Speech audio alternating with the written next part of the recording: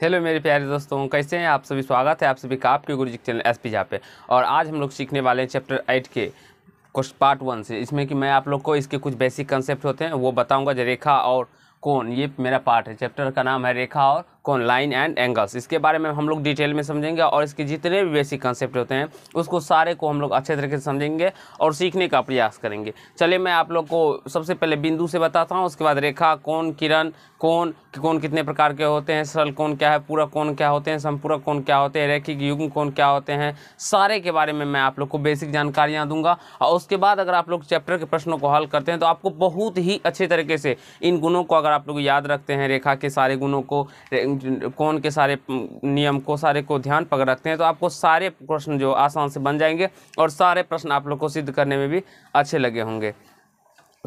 चलिए हम लोग समझते हैं। आप लोग को बहुत सारे ऐसे बच्चे भी हैं जिसको कि हम लोग अगर प्रमेय साबित करते हैं तो आप लोग को लगता होगा जो ये समझ नहीं आ रहा है, लेकिन वो आप लोग को तभी समझ नहीं आता है जब आप लोग बेसिक कंसेप्ट नहीं पढ़े रहते हैं। लेकिन अगर आप लोग इस प्रकार के बेसिक कंसेप्ट को अगर आप लोग ध्यान में रखते हैं तो आशा है जो आप लोग को सारे प्रश्न समझ में आएंगे। चलिए हम समझते हैं बिंदु लग से, पॉइंट लग से। यानी कि बिंदु क्या होता है, तो वैसी ज्यामितीय आकृति जिसमें लंबाई, मोटाई एवं यानी कि लंबाई, चौड़ाई एवं मोटाई ना हो, उसे हम लोग बिंदु कहते हैं। बिंदु क्या कहते हैं, वैसी ज्यामितीय आकृति जिसमें ना तो लंबाई हो, ना ही चौड़ाई हो और ना ही मोटाई हो, उसे हम लोग क्या कहते हैं, तो बिंदु कहते हैं। देखिए वैसी ज्यामितीय आकृति जिसमें लंबाई, चौड़ाई एवं मोटाई ना हो उसे हम लोग बिंदु कहलाता है। अब इस पॉइंट को हम लोग बिंदु कहते हैं। बिंदु का कोई भाग नहीं होता है, बिंदु का कोई भाग नहीं होता है। इसकी त्रिज्या शून्य होती है। बिंदु की त्रिज्या अगर आपसे पूछे तो वो शून्य होती है।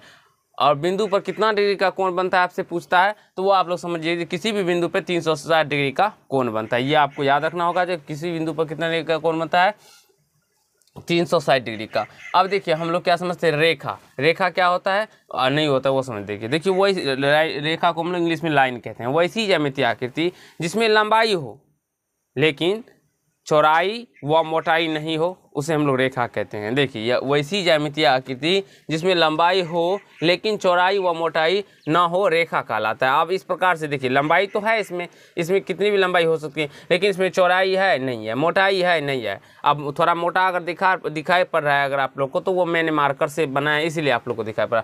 तो हम लोग इस प्रकार से रेखा को दर्शाते हैं। अगर ए बी इस प्रकार से रेखा है तो इसको हम लोग इस प्रकार से भी दर्शा सकते हैं। ऐसे ए बी करके ऊपर में तीर का निशान दोनों तरफ देके हम लोग दर्शाएंगे। अब हम लोग रेखाखंड को समझेंगे, लाइन सेगमेंट को समझेंगे। देखिए वैसी रेखा जिसकी लंबाई निश्चित हो, जिसकी लंबाई क्या हो तो निश्चित हो, रेखा कहलाएगा। देखिए इसकी लंबाई क्या है तो ये निश्चित है कि यहाँ पे भी खत्म हो गया और यहाँ पे भी खत्म हो गया, इसका एंड हो गया। तो इसका मतलब क्या हुआ, ये रेखा हो गया, रेखाखंड हो गया, इसकी लंबाई निश्चित है। तो ये इस प्रकार से हम लोग रेखाखंड को दर्शाते हैं। जैसे कि ए बी एक रेखाखंड है तो इसको ए बी पे ऊपर में एक डैश रेखा करके दे देंगे, डैश देकर दे देंगे कि यही हो जाएगा एक रेखाखंड। अब हम लोग किरण को समझते हैं, रे। वैसी रेखा जिसकी लंबाई अनिश्चित हो, यानी कि इसकी लंबाई अनिश्चित होगी, एक तरफ बढ़ाने पर अनंत दूरी तक बढ़ सकता है। तो यहाँ से तो स्टार्ट है लेकिन ये कहाँ खत्म होगा इसकी कोई निश्चित नहीं है, ये अनिश्चित है, कहीं भी जा सकता है। उसी प्रकार से हम लोग यहाँ पे अगर यहाँ से स्टार्ट करेंगे तो इधर भी बढ़ सकता है। तो हम लोग इसी प्रकार से वैसी रेखा जिसकी लंबाई अनिश्चित हो किरण कहलाता है। इसको हम लोग ए बी करके और जिस तरफ बढ़ा रहता है, जैसे कि बी की तरफ ये तीर की तरफ बढ़ रहा है तो हम लोग उस तरफ तीर का निशान देंगे। बी की तरफ बढ़ा है तो बी की तरफ तीर का निशान देंगे, अगर ए की तरफ बढ़ता तो हम ए की तरफ तीर का निशान देते हैं। ठीक है। अब हम लोग कोण को समझेंगे, एंगल क्या होता है। और ये छोटे छोटे पॉइंट्स होते हैं, अगर आप लोग सीख लेंगे ना आप लोग को बहुत ही अच्छा लगेगा सीखने में, पढ़ने में। और ये आप लोग को बहुत सारे बच्चे को क्या होता है ना, ज्योमेट्री यानी कि ज्यामिति का नाम सुन के ही उसको परेशानी आ जाती है, पसीना आ जाता है। लेकिन मैं विश्वास दिलाता हूँ अगर आप लोग हमारे पास पढ़ते हैं तो मैं आप लोग को मैथ में इतने सारे कंसेप्ट दूंगा जो कि आपको कहीं से कोई चीज़ का डरने का बात ही नहीं, कहीं से डरने का कोई ज़रूरी नहीं है। आपको सारे कंसेप्ट को मैं इतना छोटा छोटा करके समझाऊंगा जो फिर आपको कभी भी दिक्कत नहीं होगा। अब एंगल क्या होता है, किरण क्या होता है, सॉरी एंगल क्या होता है, कोण क्या होता है वो समझिए। जब दो किरणें एक बिंदु पे मिलती है या काटती है, जब दो किरण एक बिंदु पे मिलती है, देखिए ये एक किरण है ओ ए और एक किरण है ओ बी, जब ये दोनों किरण एक बिंदु पे मिल रही है, इस ओ बिंदु पे मिल रही है या काट रही है एक दूसरे को, तो किरणों के बीच झुकाव को हम लोग कोण कहते हैं। तो इस किरणों के जो बीच झुकाव है ये, इसे हम लोग कोण कहते हैं। यहीं पर हमारा कोण बनता है 30 degree, 25 degree, 60 degree, 70 degree, 80 degree, 90 degree, 180 degree, 20 degree, 30 degree, यही 130 डिग्री। इस प्रकार से हमारा कोण बनता है। तो कोण को हम लोग इस प्रकार से दर्शा सकते हैं, कोण ए ओ बी, कोण AOB, कोण AOB, इस प्रकार से हम लोग दर्शा सकते हैं। अब हम लोग कोण के टाइप्स को पढ़ेंगे, यानी कि कितने प्रकार के टाइप्स होते हैं। वैसे तो बेसिकली अगर हम पढ़ते हैं तो मुख्यतः 3 ही प्रकार के टाइप्स पढ़ते हैं।